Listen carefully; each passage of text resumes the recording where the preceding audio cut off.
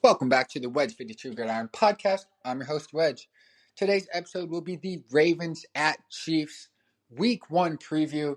The NFL season is here, and no better way to kick it off than with a AFC Championship, rematch. Ravens this time heading to Kansas City to face the back-to-back defending champions, Kansas City Chiefs. 8:20 p.m. Eastern Time, Thursday Night Football, first game of the NFL season. I will give a full Ravens vs. Chiefs preview of this game in this episode.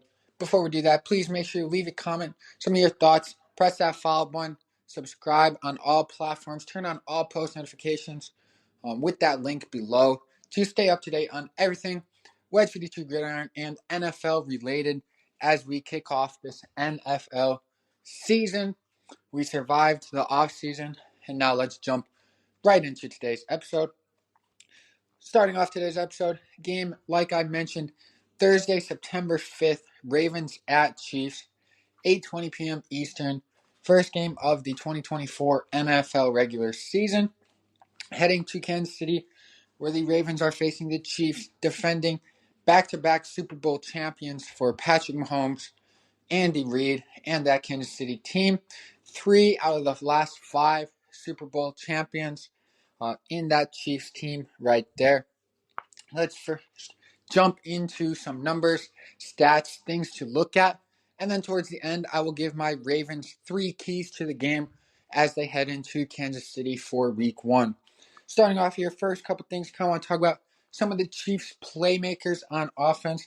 Travis Kelce, obviously, they're pretty much number one target since Tyreek Hill's left. Even when Tyreek Hill was there, he was 1B, potentially the best tight end of all time. Still up for discussion. He's certainly putting up numbers for a case in that conversation. In his last 6 matchups against the Baltimore Ravens, he's gone over 73 yards in every single one of those games. The Chiefs have won 5 out of those 6 matchups against the Baltimore Ravens, where Travis Kelce has been putting up 73 plus yards per game. Some games, many more. Obviously, some touchdowns to go along with that. In that AFC Championship last year, he did chunk up a good amount of yards, 1 touchdown on a very incredibly defended, blanket coverage by Kyle Hamilton, really, on that Travis Kelce touchdown from Patrick Mahomes. But just an even better throw by Patrick Mahomes. There's a reason that team is as successful as they are. Big part of that is Andy Reid in that, coaching staff. Andy Reid's mind. Andy Reid's one of the, better coaches all time. Definitely one of the better coaches of the 2000s. But Patrick Mahomes' arm talent, obviously ridiculous. His ball placement, his ability to throw the football at different angles, is incredible. Great defense, even better throw there. Other than that, a lot of Travis Kelce's yards, came on, quick routes where he got open. And then yards after catch really was where Travis Kelce kind of ate us up in the middle of the field in that last AFC Championship. Devastating loss by the Baltimore Ravens last year. Kansas City Chiefs wide receiver room, a little bit stagnant last year. Had some drops problems, including Travis Kelce. That first chunk of the season, really even into the later part of the season. They kind of figured it out enough for the playoffs. Obviously, they won the Super Bowl. But last year, their number one receiver really was Rashee Rice. He is active for week 1. Obviously dealing with some legal trouble. Once that's sorted, I'm sure there is a future NFL suspension coming for Rashee Rice. As of right now, the case is ongoing. Nothing's been decided. Rashee Rice is active week 1 and will be for the foreseeable future for the Kansas City Chiefs. Potentially that suspension being, delayed until potentially next season, depending on how long that case goes, outside the NFL, outside of the Wedge 52 Gridiron podcast. But, that was kind of their main target, outside of Travis Kelce. But instead of, being stagnant with the wide receiver room, they went out and invested in that wide receiver room, got the best quarterback in the league, even more weapons. They obviously signed Marquise Hollywood Brown, who's still a very solid receiver, has the potential to, be on that cusp of wide receiver 1, probably a better wide receiver 2 But if you have three, 2, 3 guys that potentially are right on that 1-2 border, that's a good wide receiver room. Rashee Rice probably on that 1-2 border right now. Only one season in for his NFL career. Added Hollywood Brown, he will be out for this Ravens Chiefs game. Once again, Marquise Hollywood Brown is out, not playing with that SC joint shoulder injury. But they also drafted wide receiver in the first round, Xavier Worthy, a speedster out of Texas. He is active. He will be playing in 3 seasons at the University of Texas. Xavier Worthy had 197 yards, 197 catches for 2,755 yards and 26 touchdowns in 3 years at Texas. Absolute speedster. One of the fastest, if not the fastest, 40 time at the NFL Combine last April. The Chiefs went out and drafted him number 1 first round pick for Kansas City. Absolutely loading up on weapons for an already dangerous Patrick Mahomes. We've seen what he can do when he doesn't have the best of weapons, when maybe Travis Kelce misses a game or two. Obviously Tyreek Hill hasn't been there for a few years. And we know what Patrick Mahomes can do with that talent. I do think the Chiefs got better offensively. Defense, say about the same. Lost L'Jarius Sneed. He obviously had, the punch out on Zay Flowers in that AFC Championship game. A great play by him. Zay was trying to make something happen on a stagnant Ravens offense. L'Jarius Sneed made a good play, punched it out perfectly timed. Is what it is. We had our chances after that. We had our chances before that. L'Jarius Sneed's kind of really the only key defender that, the Chiefs lost. Their defense pretty much the same. Re-signed some guys. Extended Chris Jones.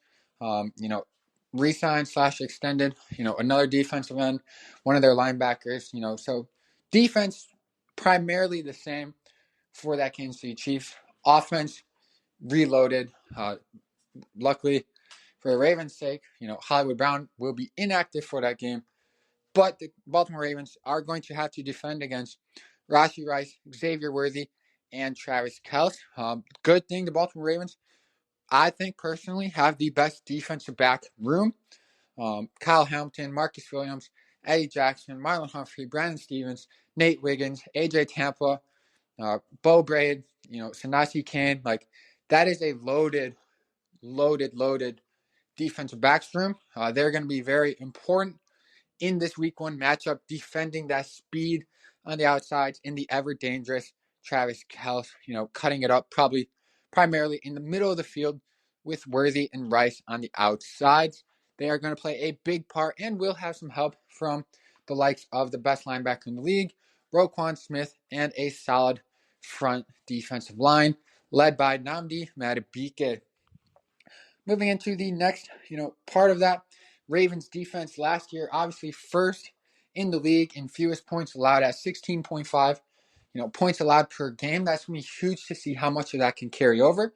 Obviously new defensive coordinator, has been a Ravens defensive coach, former Ravens player Zach Orr, but new defensive coordinator, new defensive line coach, new defensive backs coach. So some coaching turnover there. I do still feel confident in that Baltimore Ravens defense. They still have some of the best playmakers in the league with Kyle Hamilton, Roquan Smith back there. I do think that'll help. Baltimore defense is just known for their tenacity in figuring things out. Almost every year, top 10 defense in the league at worst. They did have the Triple Crown last year, to go along with those points. So that's one thing to see if that Baltimore defense can maintain that top 3, top 2, not 2 status that they can't, carried for most of last season. Moving into the next part, kind of switching to Baltimore's offense and, kind of what's going on with them. In Lamar Jackson's week 1 starts, 5 week 1 starts for him as he heads into his 7th NFL season. Already 2-time MVP, still chasing that ring, chasing that Lombardi. It's not an easy task. He's been close. There's times where he should have been closer. We all get that. It's not an easy task. Like Patrick Mahomes has made it seem, if you take out Patrick Mahomes, like a lot of these young quarterbacks, a lot of these young teams are not just going and winning Super Bowls and Super Bowls and Super Bowls. Like only one team can do it, per year. Lamar Jackson's close. The Baltimore Ravens are close. That's kind of the last thing he's chasing. He's already got 2 MVPs. He's back with not even a vengeance. He's just locked in on a different level, appreciative of the AFC Championship experience, and locked in. And as Lamar Jackson said, he's just hungry, flat out hungry. So it's going to be exciting to see what Lamar and the Baltimore offense can do this year.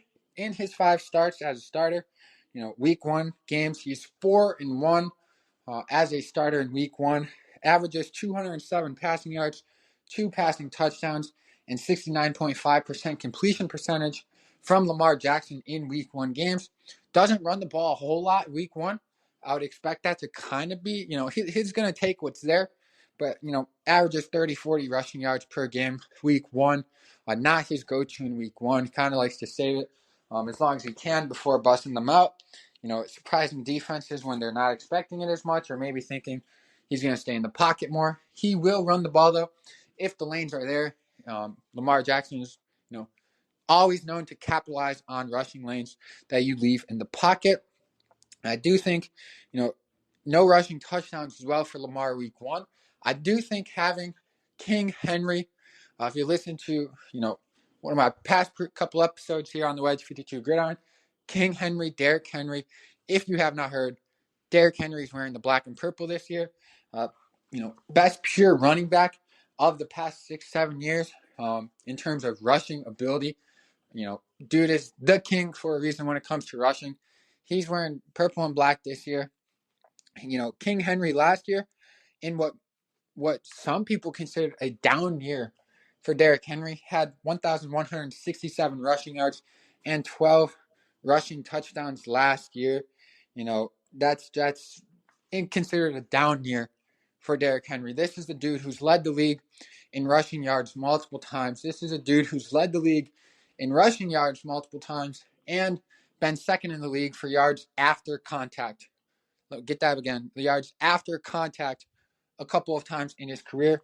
Derrick Henry, obviously a monster in that run game. His averages against Kansas City, 4 games played against Kansas City Chiefs, obviously different offense that the Titans ran, different playmakers on the outside, yada, yada, yada. 4 games against the Chiefs as a Titan, he averages 112 yards, 1.5 touchdowns, and 5.7 yards per carry against the Kansas City Chiefs. Obviously those are as a Titan, but one thing to note is 3 of those matchups were against the current, Chiefs defensive coordinator, Steve Spagnuolo. He's been their coordinator since 2019. 3 of these Derrick Henry matchups were against him, where he posted 188 yards and 2 touchdowns, 86 yards and no touchdowns, and 115 yards and 2 touchdowns, against Steve Spagnuolo, coach defenses. So Steve Spagnuolo, one of the better defensive coordinators in the league. What that defense did last year was, surprising, kind of with some of that talent that they were working with last year. And he had them right up there near the top, especially that second half of the season, especially in that playoff run, holding the Dolphins to 9 points. Obviously, the weather helped them out there, as well as holding that Baltimore offense, who was, top of the league, fourth last year in points per game, held them down, to minimal points as well. So Spagnuolo, great defensive coordinator, for whatever reason it is, has struggled to contain Derrick Henry. So expect a high dosage of Derrick Henry based on schemes, based on his history against Spagnuolo, but not to mention Baltimore's still, whether we want to believe it or not, we might as well go all in with it if that's what we're going to take. Baltimore is still a rush-first offense. Derrick Henry's here to put on a show. He's here to, rock the Ravens uniform now, something that, a lot of people have feels right. Should have been done a couple years ago. It's happened. Lamar's hungry. I think Derrick Henry's hungry to finally get a taste of good playoff football. The Titans have been in a few games, won a couple games. But me personally, I don't think the Titans ever had a legitimate shot. The closest they had was when they upset Baltimore. I believe they went and upset someone else in that second round. I want to say maybe New England. But I still don't think Tennessee was a title contender that year. So I think Derrick Henry's hungry for not only that, playoff experience, Super Bowl, appearance, game, championship, but also I think Derrick Henry's, hungry to shut up some of those haters that are saying Derrick Henry's washed, Derrick Henry's too old, Derrick Henry's going to get hurt, this, that. I think it's just a very hungry offense. We've heard it from Lamar all year. But outside of Derrick Henry, last year the Ravens without Derrick Henry, Lamar, Keenan Mitchell, Gus Edwards, Justice Hill, that core group of guys last year, second most rushing yards before contact. A lot of that was helpful from schemes. Greg Roman out, new offense coordinator Todd Monken is in. He definitely schemed it up a little bit better, as well as some, offensive line was looking very solid for good chunks of last year. We do have a lot of turnover on the offensive line, so that'll be interesting to see how that rolls into week one. But second most rush yards per carry before contact last year, but also when they do get contacted, Lamar, Keenan Mitchell, Justice Hill, obviously Keenan Mitchell starting the year on PUP. He won't be suiting up Thursday. But we already know Derrick Henry can break tackles. Ravens were second in broken tackles last season, first in rush yards per game, obviously. That rushing attack, now led by Todd Monken, still, I would kind of still say led by Lamar Jackson. Maybe now it's equal Lamar and Derrick Henry. That rushing offense is something to be warned about, for opposing defenses historically. And now you're adding, a future Hall of Fame running back, 9,500 career rushing yards for Derrick Henry. Like, it's going to be nasty, that rushing offense. Might as well go all in on that. Potentially one thing the Chiefs can do to kind of help against their run is forcing them, out of the run. How are they going to do that? They're going to stack the box, with a lot of defenders, do as much as they can to force Lamar to throw, which we know Lamar can throw. His accuracy is higher than people give him credit for. His quarterback ratings higher than people give him credit for. But last year, Lamar Jackson only faced cover zero on 4.5% of snaps. Very, very low, percentage of cover zero faced. That means they're sending a lot of guys. You got no one over the top on defense. And Lamar has to make a quick decision. Receivers have to get open quick. That could help the Chiefs. Stacking the box eventually turns, decide we're going to pass, still stack the box, still send the box, cover zero against Lamar Jackson. Something he didn't see a whole lot at all last year. 4% is very, very low on his, percentage of pass plays. Reaching cover zero, that could help the Chiefs, force the Ravens out of that rush a little bit, slow down the rushing attack a little bit. As well as, it could work out well for the Chiefs. I mentioned new offensive line unit, except for Linderbaum and Ronnie Stanley, only two returning starters. Projected starting offensive line based on, initial depth chart that the Ravens put out. Starting from left to right, Ronnie Stanley, Andrew Voorhees, Tyler Linderbaum, Daniel Falele, and Patrick McCarry at right tackle. A little bit of surprise on that right side. But new offensive line, if you throw them in week one, sending 7, 8, guys, pressure at them, like there's going to be a couple of miscommunications. Like it's without a doubt. You got a new unit, new guys working together. It's going to happen. Hopefully that doesn't turn into too big of plays for the Kansas City Chiefs. As a Ravens fan, as Ravens channel here, I'm sure most of us are, hoping for that. But we'll see what happens. Offensive line, I think they can figure it out. It's a long season. There's going to be times where that offensive line unit does not look good. There's going to be times where it cost us, a critical third down probably. But I do think, there's a lot of potential there. I do think long term, throughout the season, I do think that O-line can be solid enough to get us to where we need to go. Especially a couple guys, it'll be interesting how much these three guys rotate in week one. I do think Rosengarten will, rotate here with Pat McCarry. I do think Rosengarten will be a starter, at some point this season. So we'll see how much, is game planned into rotations for that offensive unit between Rosengarten, Cleveland, and Nick Samek. We'll see how much of those guys get rotated in there at right guard, right tackle.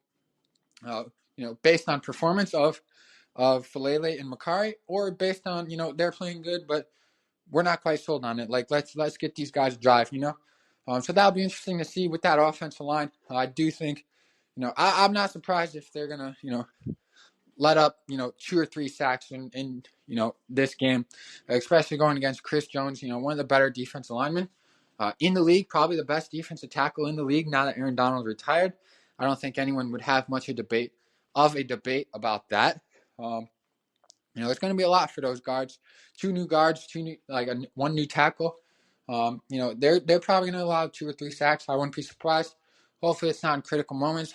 Hopefully Lamar sees them coming, is able to protect the ball, and that 2-3 sacks is really probably 5 or 6. But Lamar's going to get out of 2 or 3. So, just some things to expect from that Baltimore offense. Now leading into my Baltimore Ravens keys to the game. These are going to be the 3 things I think the Ravens need to really lock in on, really focus on, and kind of strategy/game plan, to take down the Chiefs this Thursday to kick off Week 1 to start, our road to the end. Really, that's everyone's goal in Baltimore. You can feel it. Most teams are going to say, yeah, our goal is to win a Super Bowl. There's teams that, like the Patriots, the Panthers, they're not winning a Super Bowl this year. If they do, shout out them. Wedge 52 Gridiron will, go out of business if the Patriots win the Super Bowl this year. But, the Ravens, they say it. They're hungry. They have the pieces. Probably the most well-rounded team. Do we have a couple holes at wide receiver? Maybe some questions at running back? Questions at offensive line? Yeah, but I think the Ravens are the most well-rounded they've been in the Lamar Jackson era. Close second to last season. But obviously last season we didn't get it done. We'll see what happens this year. My first key to the game for the Baltimore Ravens, Week 1 against the Kansas City Chiefs, run the ball. Baltimore Ravens, best rushing offense since Lamar Jackson's been the starter, going against the Chiefs defense that struggled mightily last year against the rush. 27th ranked defense against the rush last year. Lamar Jackson, best rushing quarterback, best dual threat quarterback in NFL history. Derrick Henry, future Hall of Famer, 9,500 career rushing yards. Run the football. That'll also help the new offensive line if they can be moving downhill rather than taking a pass set and letting the defense come to them. Letting them attack early. Run the football. Run the football. Run the football. We have Lamar Jackson and Derrick Henry, the best quarterback running backfield in the NFL. Run the ball is my first key to the game for the Baltimore Ravens, beating the Kansas City Chiefs this Thursday. I'm heading into my second key of the game for the Baltimore Ravens. Is going to be limiting the Chiefs' big plays. We obviously know Patrick Mahomes is capable of doing some crazy things, getting out of the pocket, making some incredible throws. We know that Travis Kelce has a way to always find himself open. And we now know they have not one, but 2 explosive wide receivers on the outside in Xavier Worthy and Rashee Rice. My second key to the game is eliminating those explosive plays. That's 20-plus yard passes, 15-plus yard rushes. Eliminate that from the Kansas City Chiefs offense. How are they doing that? Keeping guys in front. I would very willingly will allow Patrick Mahomes to throw the ball 5 to 10 yards downfield, preferably 5 because 10 is the first down. Throw the ball 5 to 10 yards downfield and have 2 guys on the target to tackle him right there rather than letting Xavier Worthy get up the seam wide open on a busted coverage, maybe, miscommunication, and scoring a 62-yard touchdown. The more big plays you give the Chiefs, the faster they move and the harder they are to stop. Kyle Hamilton, Roquan Smith, I feel like Marcus Williams, all 3 of those guys, it's going to be heavily on them to keep those guys, nothing behind them, especially Kyle Hamilton, Marcus Williams, as well as, our cornerback unit looks very solid. Marlon Humphrey has been healthy all offseason. Brandon Stevens coming off a career year for him. And Nate Wiggins performed phenomenally in the preseason. I think we have the defensive backs to do it. It's just a matter of getting them gelled, keeping them healthy, and keeping those speedsters and the well-known Travis Kelce in front of them and eliminating those big plays. Moving to my third and final key for the Baltimore Ravens heading into this game against the Kansas City Chiefs is going to be getting a jump. Score first, adjust first. The Baltimore Ravens last year, one of the things Todd Monken was very good at was starting the game strong and starting the second half strong. Something that Todd Monken has done much, much better than Greg Roman was making his second half adjustments and having the Ravens come out swinging in that second half yet again, like they did in most first quarters. Going against the Chiefs team that surprisingly had some flaws last year in terms of Points per quarter last year, here's a breakdown. Baltimore in the first quarter, 6.1 points per game, third best in the league. 8.5 points per quarter in the second, sixth best in the league. 5.6 points in the third quarter, fifth best in the league. And 7.2 points per quarter in the fourth, seventh best in the league. So third ranked, sixth ranked, fifth ranked, and seventh ranked for the Baltimore Ravens based on quarter. Going against the Kansas City Chiefs team, now might rise some eyebrows here with these stats just a little bit. In the first quarter, 4.5 points per game for the Chiefs, 15th ranked in the NFL. Second quarter, 9.4 points per game, third ranked in the NFL. After that, second half, fourth quarter, the Kansas City Chiefs were offensively horrendous. They struggled to make adjustments. Maybe defense just made better adjustments. Last year, 4.3 points per quarter in the third for the Kansas City Chiefs, 19th ranked in the NFL. Fourth quarter, even worse, 3.7 points per game in the fourth quarter last year for the Kansas City Chiefs, ranking them 32nd, dead last in the NFL. The Baltimore Ravens need to get a jump on them in that first quarter, ride it out through the second, make adjustments, put up points in the third, and ride it out again. That is the Baltimore Ravens' easiest path to win. Get a jump, scoring first, adjusting first. That's what it comes down to. Todd Monken proved last year that he's more willing and much more capable of making offensive adjustments, in the game plan, at halftime, things like that, which was a beautiful sight to see as a Ravens fan who's gone through several years of Greg Roman before that. The Ravens have weapons. We have Lamar Henry, backfield, Zay Andrews, primarily weapons, secondary weapons, Isaiah Likely, Rashad Bateman, Nelson Aguilar. Like the Ravens have what's there. I would desire more at the receiver position, but the weapons are there. 2 elite tight ends, 1 receiver who I think is going to break into elite talent this year, and one that everyone's claiming has a breakout year this year. As a Ravens fan, I would love to see Rashad Bateman have a breakout year. That would really help the team, help them win some ball games. I'm ready to see it. So far, the production hasn't been there. Rashad Bateman proved me wrong. I'm not hating. We just need the production, my man. So that is my Baltimore Ravens keys to the game. That is my Ravens at Chiefs Week 1 NFL preview. Thursday, September 5th, 8:20 p.m. Eastern.